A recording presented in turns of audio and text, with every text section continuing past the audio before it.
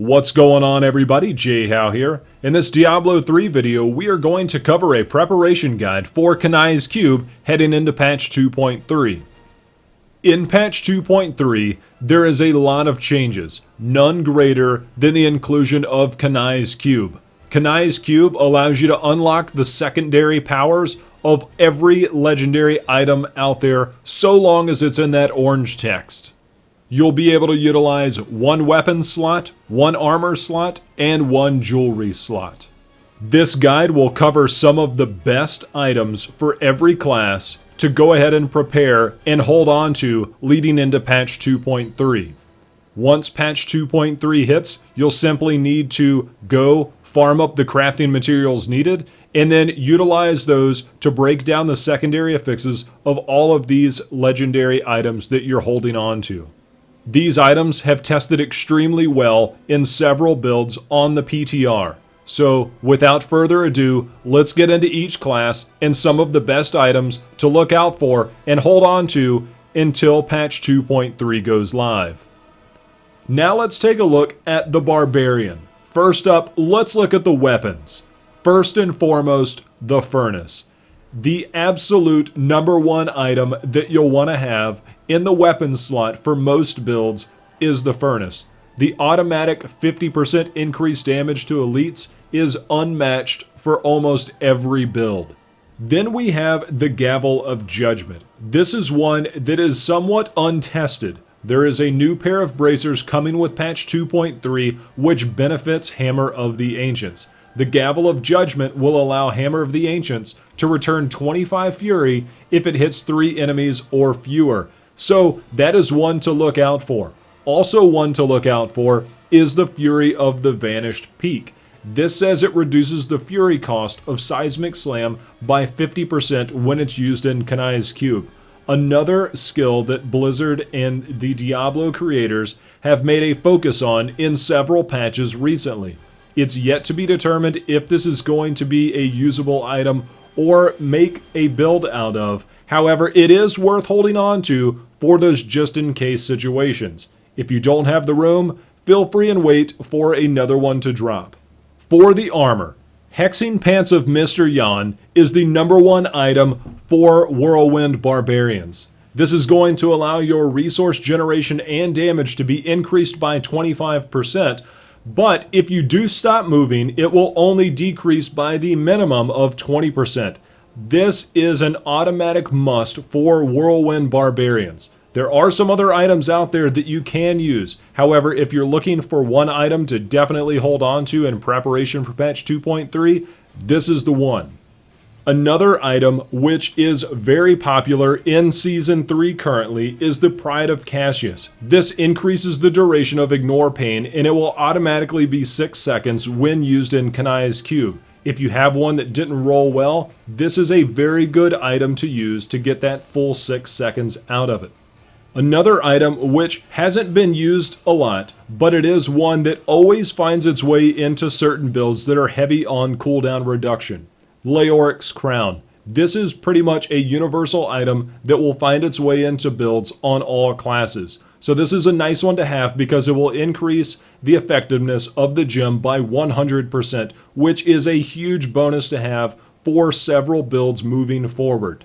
Also to note are a few small items, including the Strong Arm Bracers. This can work its way into a build to be able to get that bonus damage of a knockback effect. Always good to have, depending on what skills you're running. Lastly, Vile Ward. You might already be holding on to one of these anyways because you might be running a Furious Charge build. However, utilizing this in Kanai's Cube is an option.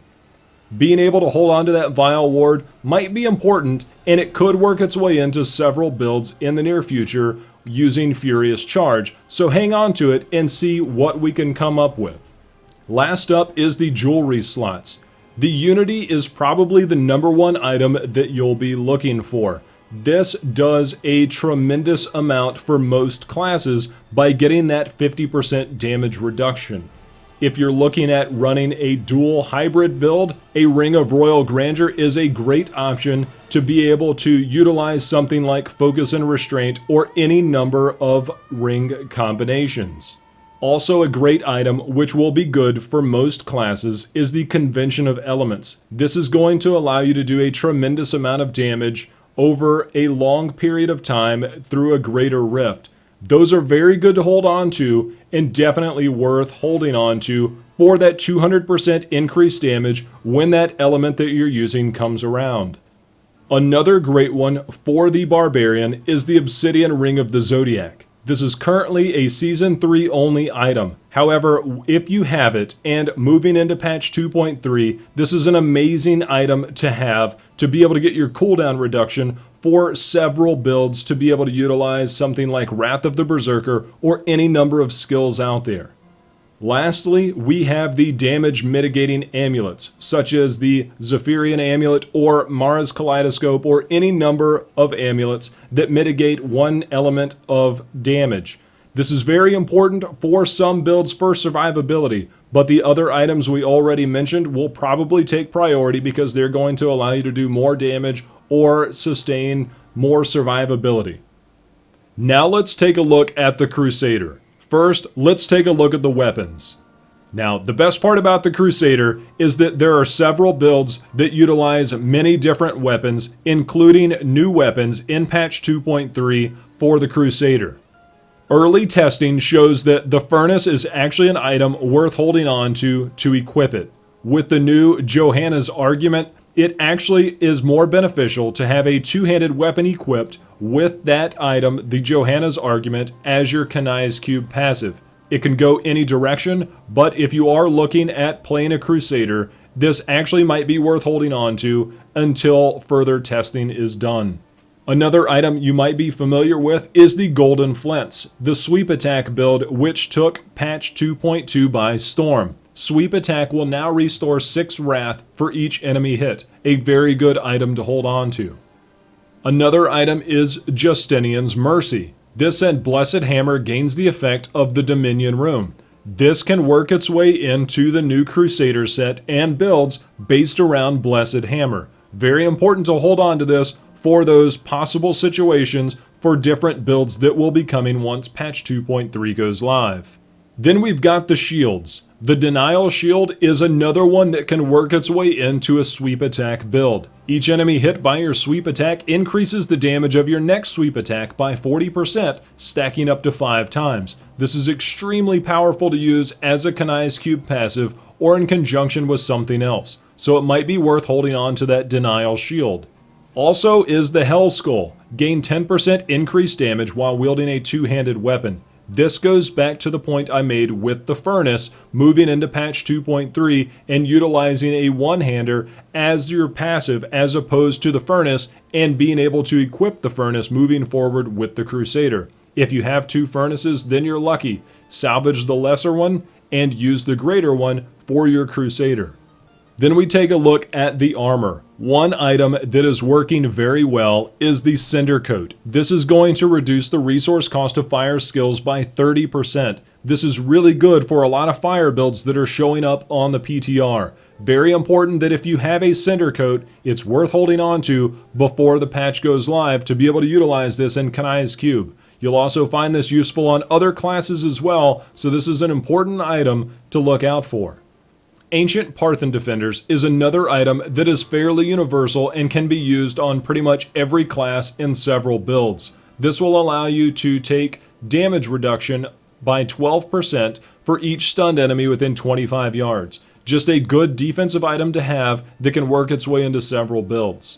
Also is Drakon's Lesson, the bracers for the Crusader that says when your shield bash hits 3 or fewer enemies, its damage is increased by 200% automatically, and 25% of its wrath cost is refunded. This can work its way into a shield bash build going into patch 2.3, so you can utilize other items to make that shield bash even stronger than it was before.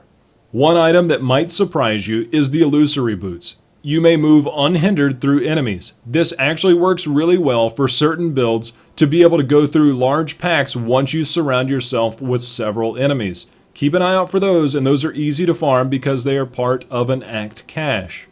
Other items that are going to look familiar are the Strong Arm Bracers, which again say that you're going to do more damage to enemies that are knocked back. Very good to have. Another item is the Pauldrons of the Skeleton King. This will find its way into several builds going forward because it gives you a second life.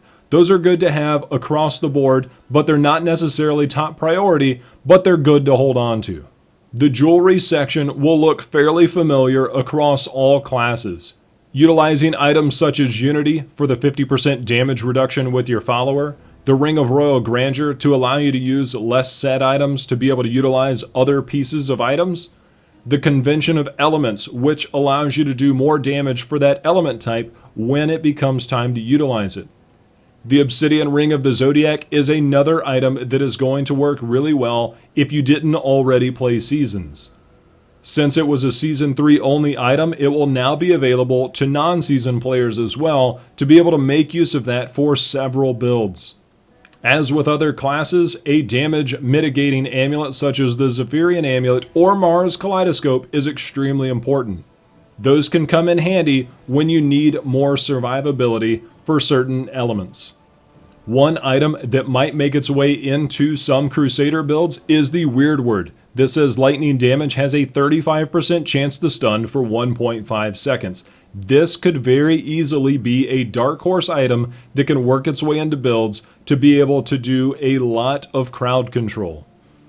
For the next class, we'll look at the Demon Hunter. Now first, let's look at the weapons to see what the Demon Hunter will be utilizing. Now, one item I showcased in the Demon Hunter Spotlight is the Thunder Fury. Demon Hunters can wield swords, although you don't see it.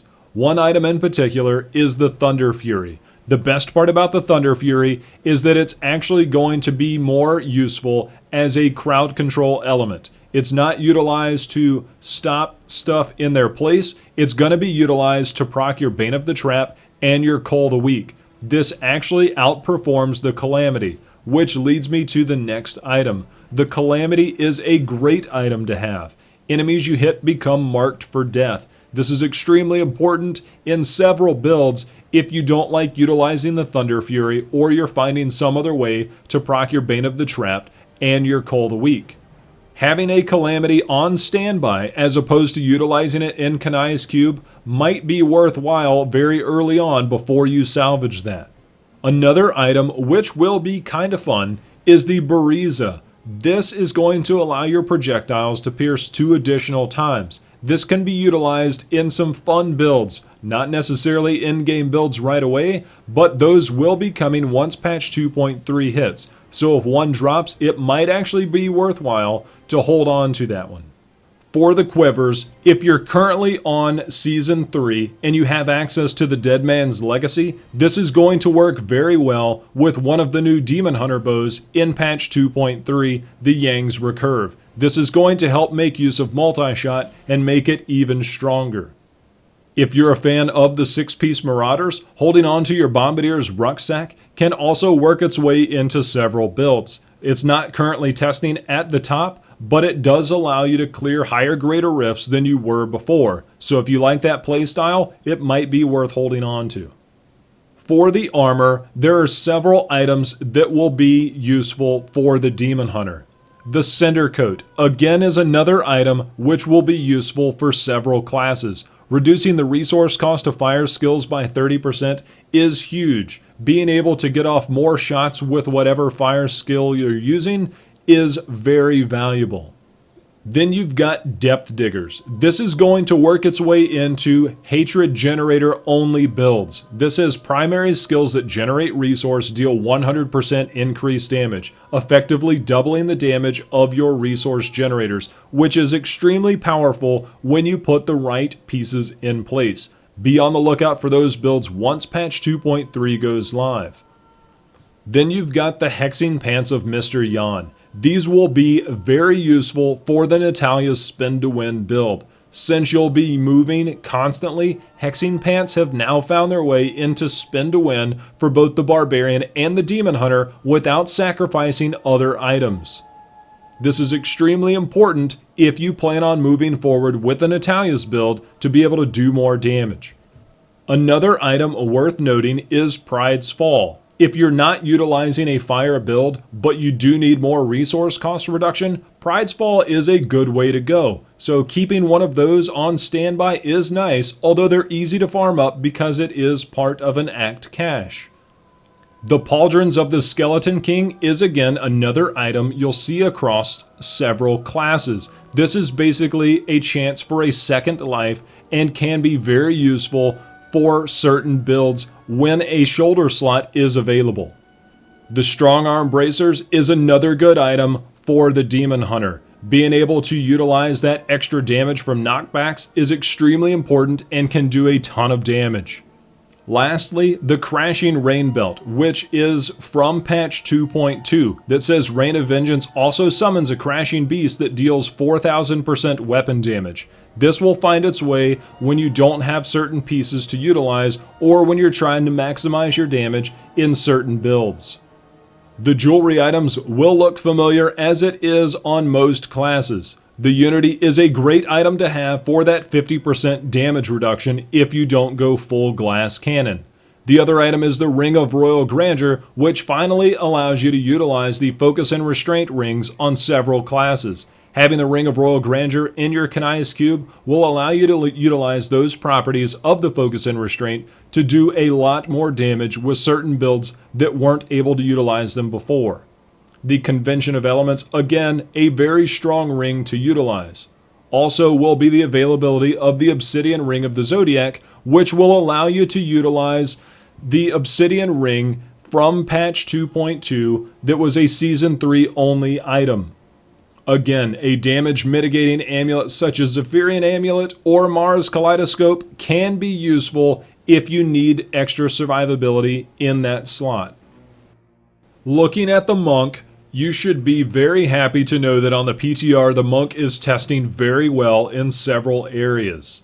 Looking at some of the weapons that you'll want to hold on to going into patch 2.3 is the Flying Dragon. You'll be able to utilize this in several builds, including using this with the updated Shenlong's fist weapons for the Monk. Being able to double your attack speed on several builds is extremely powerful when looking at some of the new skills for the Monk and some of the new gear. Holding on to the Engiom will find its way into certain builds. Now, it doesn't necessarily need to be utilized for many, but holding on to one can be extremely valuable for the right situation. The Fist of Az allows Exploding Palm's on-death explosion damage to be increased by 100%. This hasn't been utilized a lot, but it will find its way into several builds. The Flow of Eternity reduces the cooldown of 7-sided strike by 60%. This is a very important item to have for the new Monk set going forward. It might be more powerful on Season 4, but for now it's actually worth holding on to in case you aren't playing Season 4 and you do like the 7-sided strike. The new Uliana set is testing extremely well and will be a lot of fun to play, especially for certain clearing builds as well as some greater rift builds, so keep an eye out for that one. Like other classes, the Furnace will be extremely powerful and will be worth holding on to for your Kanai's Cube power. This is going to do a lot of damage on certain builds just because of that extra 50% increased elite damage, and it's definitely worth holding on to one. Some of the armor worth holding on to, again, is going to be one that looks fairly familiar. The Cinder Coat, reducing the resource cost of fire skills by 30%, will make its way into several fire builds across all classes. Holding on to this is one of the top priorities across the board. Depth Diggers is extremely powerful. Doubling the damage of your primary skills that generate resources is extremely valuable for the new Shenlong set, which makes heavy use of your spirit generators. Definitely hold on to a pair of Depth Diggers to do a lot of damage right away. Other items that will work their way into several builds is the Gungdo gear. These are the bracers that say Exploding Palm's on-death explosion applies Exploding Palm, so this can help spread Exploding Palm without actually having to wear them. Also utilizing Leoric's Crown for the increased effectiveness of 100% for the gem socketed into your helm can be very useful for several builds, so holding on to one for the monk might be worthwhile in the near future.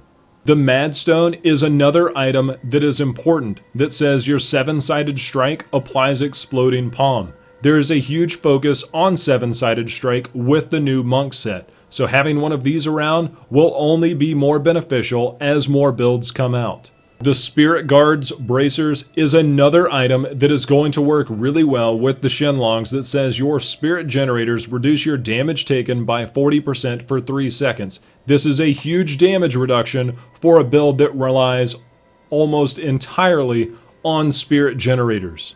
Lastly, another item that does look familiar is the Strong Arm Bracers, which gives you that extra 30% damage to enemies that are hit by knockbacks for 5 seconds, so good item to hold on to there.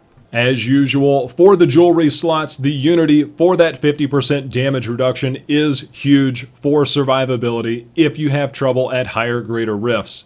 The Ring of Royal Grandeur will work its way into several builds for the monk as well, so being able to hold on to that ring and utilize it will also work very well in your favor. The Convention of Elements, again, is another ring that will always find its way into builds. The Obsidian Ring of the Zodiac, once it becomes available from Season 3, if you don't have one already, will be extremely valuable for several classes and several builds, so having one of these anywhere will be important. As usual, a damage mitigating amulet will find its way into certain builds at various times, such as the Zephyrian Amulet or the Mara's Kaleidoscope. Another Dark Horse item, again, is the Weird Word, which gives you that 35% stun chance with a lightning-based skill.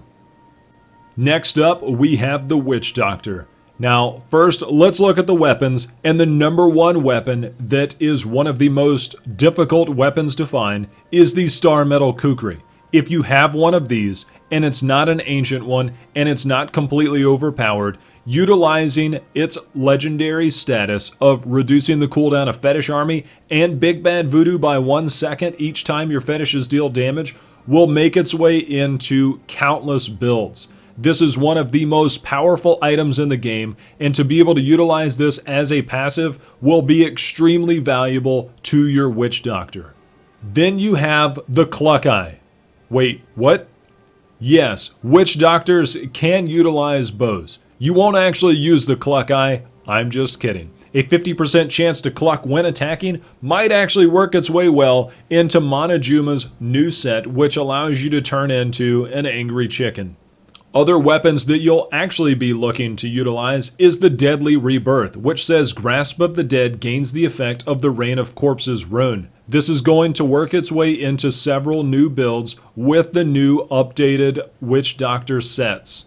Then you've got the Renho Flare, which is making something of a comeback in the PTR and utilizing it in Kanai's Cube. This says Plague of Toads now seek out enemies and can explode twice. This can be extremely valuable for those fun builds. It's not necessarily ranking at the top of builds, but it will find its way into builds that you'll probably enjoy. The Dagger of Darts is one of those valuable items that right now is testing extremely well on the PTR. Utilizing it as an equipped item or as a Kanai's Cube power is extremely powerful. This says your poison darts and your fetish's poison darts now pierce. Utilizing this with the Star Metal passive or vice versa is proving to be one of the top builds on the PTR and extremely powerful to utilize both at the same time.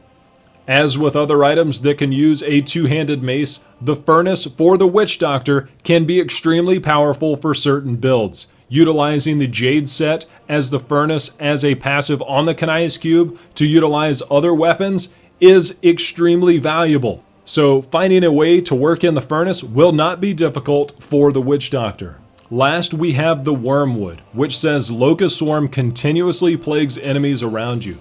This is one of those items that will be extremely powerful for the new Witch Doctor sets. Finding ways to utilize this they are coming around. The PTR is testing this one extensively, and you will see the Wormwood work its way into several builds once patch 2.3 goes live and the set bonuses are completed.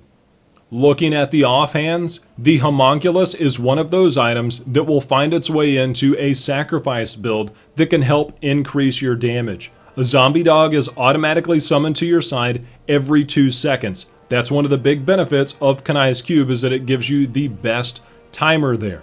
Another offhand that might work its way into certain builds for survivability only is the Ukampian Serpent. This says 30% of the damage you take is redirected to your zombie dogs. This can be extremely valuable when you're trying to stay alive at high greater rifts. Normally you're going to spec for damage, but if you like to play a safer route, this is a great item to have in your secondary power from Kanai's Cube. The best part about patch 2.3 for the Witch Doctor is that there is going to be a large amount of builds that are going to fit everybody's playstyle for the Witch Doctor. The list of items from the armor slots are extensive because you'll be able to utilize several builds going forward with the Witch Doctor on all facets. Going old school or new school will serve you no matter how you like to play. So going through these items will be brief. The Belt of Transcendence is a Season 3 only item that will be extremely valuable once it goes live to non-season players. The Carnival is another item that is testing very well with what I mentioned earlier with the Dagger of Darts and the Star Metal combo. Having the Carnival either equipped or on your passive is very important to utilize. The Hwaj Wrap is another item that can work its way back into a resuscitation of the Jade build. If you're a fan of the Jade build, having this on your Kanai's Cube might actually be worth having. The Mask of Jerem is one of those that you'll have to balance with the Carnival. If you have a very well-rolled Mask of Jerem, you can utilize that and put the Carnival in your Kanai's Cube. Now, keep in mind the Mask of Jerem will automatically roll 100% increased pet damage once it's put into Kanai's Cube. So if you don't have a very good one, utilizing it in Kanai's Cube is the way to go. The Pauldrons of the Skeleton King is another item that's working its way into certain builds for the Witch Doctor. Having that bonus life when you don't have something to put in your shoulder slot is a very good direction to go with for a lot of builds. The Quetzalcoatl Helm, again, is one of those ones that's helping resuscitate the Jade build if you really like that. Having that in your Kanai's Cube power can help you push another direction to be able to open up a few elements to a build you never had before. The Strong Arm Bracers is making another appearance because you'll be able to get that extra 30% damage from knockbacks by utilizing certain skills for the Witch Doctor, which will last 5 seconds to do that extra damage. This is a good item to hold on to. Tasker and Theos. This is one that's always been tough to get a good roll. Now you'll automatically have that increased pet attack speed of 50% no matter what when you have it in your Kanai's Cube power. So if you don't have a good pair of Tasker and Theos, but you like that extra increased attack speed, definitely put that in the cube. Lastly, you have the Grin Reaper, which says you have the chance to summon horrific mimics when attacking. This is finding its way into certain builds that are more geared for fun and going old school than it is for climbing the ladders. It's a good thing to have be able to have a lot of fun, and again, wraps up what I'm saying in the sense that you'll be able to utilize several different builds with the Witch Doctor to play whichever playstyle you found fun over the last few years. For the jewelry slots, a lot will look familiar, but first, let's focus on one item that might be worthwhile. The S of Johann. If you're using the Dagger of Darts, putting all of your targets into one general area can help you burst down several enemies at once. It might not be the top choice, but it can be a fun choice. So keeping an eye out to hold on to that S of Johann can be extremely important if you don't have one on your follower. The rest will look fairly familiar with the Unity, which will give you a 50% damage reduction, the Ring of Royal Grandeur, which will allow you to have one less set piece to be able to, say, run a hybrid build or 2 sets at once, or rings that you didn't get to run before. The Convention of Elements, again, is another very strong ring. And then you have the Obsidian Ring of the Zodiac, which, again, once it's off Season 3 to non-season players, will find its way into several builds to have that nice cooldown reduction. The Wizard in patch 2.3 looks to be fairly exciting. With the update to the Veer set, as well as utilizing some items that you couldn't use before on your old Talrasha set, is looking to be a lot of fun and opening up several skills to make some very powerful builds. For the weapons, one item that can be a lot of fun to use and not necessarily the most effective is the Aether Walker. It does have its purpose, however, having teleport no longer having a cooldown but costing 25 arcane power can help you move through maps to be able to utilize and have great movement where you couldn't have it before.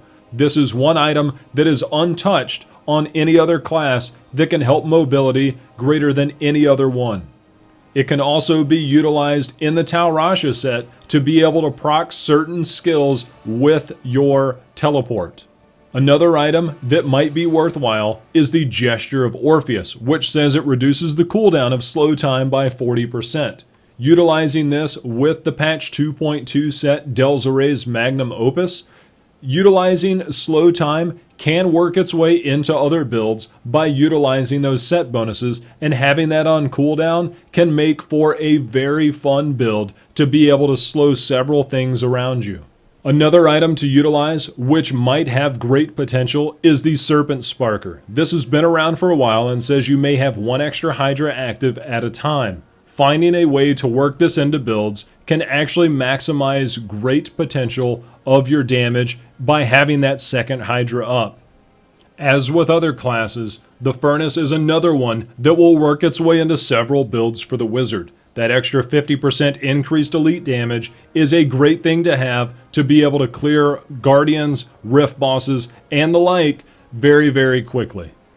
Looking at offhands that have potential, the Mirror Ball is one that might make a comeback. This allows Magic Missile to fire 2 extra missiles. Utilizing this with that Delzeray's set might actually make its way back into a much stronger build or something of a hybrid build. So holding on to one of those instead of salvaging it might be worth holding on to it for the time being.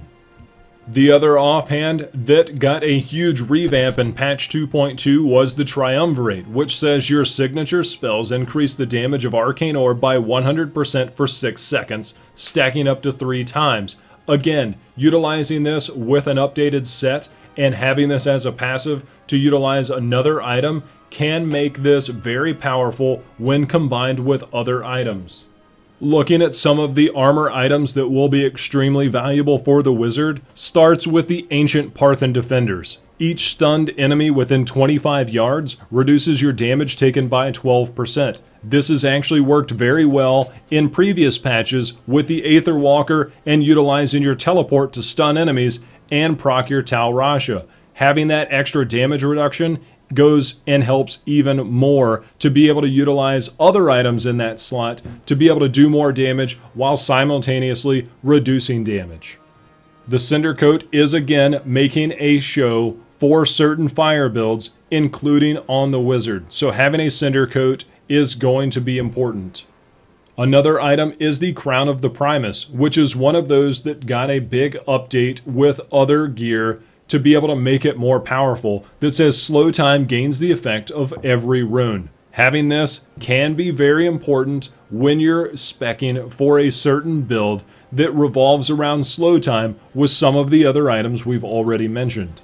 Another item that should stand out is Nilfer's Boast, the boots that say increase the damage of meteor by 100%. When your meteor hits 3 or fewer enemies, the damage is increased by 200%. This is a great item that is fairly new and is great to utilize as a passive in Kanai's Cube with builds that have already been around or being revamped with new gear and new possibilities. Again, one of the shoulder pieces, Pauldrons of the Skeleton King, is making its way into several Wizard builds because if you have an open slot in the shoulder section, having that extra life can be very valuable. If you're currently on Season 3 and you have access to Ransler's Folly, the bracers that say Energy Twister periodically pulls in lesser enemies within 30 yards, utilizing this going forward in patch 2.3 is very, very good. This is allowing you to make use of Energy Twister and then make use of another bracer or another armor that allows you to do more damage or allows you to have more survivability, one or the other. This is a great item to utilize going forward. Speaking of which, if you have Ransler's Folly in your Kanai's Cube or vice versa, utilizing these strong arm bracers to have that knockback effect, to have that 30% more damage, can be very powerful. For the jewelry slots, there are a few items that are going to be different from other classes. Namely, the Halo of Arlis. This is another Season 3 item only, but it's making its way into several builds going into patch 2.3 with Kanai's Cube. The rest of the jewelry items will look fairly familiar if you've looked at the other classes. The Unity to get that 50% damage reduction with your follower is very, very worthwhile. The other items, the Ring of Royal Grandeur, to be able to get those set bonuses of multiple pieces, utilizing some of the items that we've already covered, will be extremely powerful for certain builds to be able to utilize a hybrid build. The Convention of Elements is a strong ring overall and will find its way into several builds. The other Season 3 item, the Obsidian Ring of the Zodiac, once that's available, will also be worth having either as a passive or equipped. Lastly, the Weird Word is very possibly going to make its way into several lightning builds with a lot of the new items in patch 2.3. So having one of those, one of the newer ones that allows the lightning damage to have a chance of up to 35% to stun an enemy, is very, very good to have if you have one readily available. Moving forward into patch 2.3, there will undoubtedly be several builds that are unlocked after the PTR is over. Once final decisions are made on set bonuses and the working of new legendary items, as well as reworking of existing legendary items, will unlock great potential for several builds. Being able to combine different sets and different legendary affixes is going to have an enormous amount of value going forward. As those values are unlocked, I'll be posting builds on several builds going into patch 2.3 and beyond. So if you're looking for more Diablo 3 content or other gaming content, as well as future builds and guides, be sure and subscribe if you're not already. If you have items that you think belong on this list and will be extremely powerful in patch 2.3, feel free and leave those in the comments below and what you have planned. Lots more information will be following as the PTR nears an end and once patch 2.3 goes live. So again, if you're not subscribed already, be sure and do that. If you like the video or you like the information so far, feel free and hit that like button below as well. As always, I appreciate you guys watching. Till next time, happy hunting. See you again.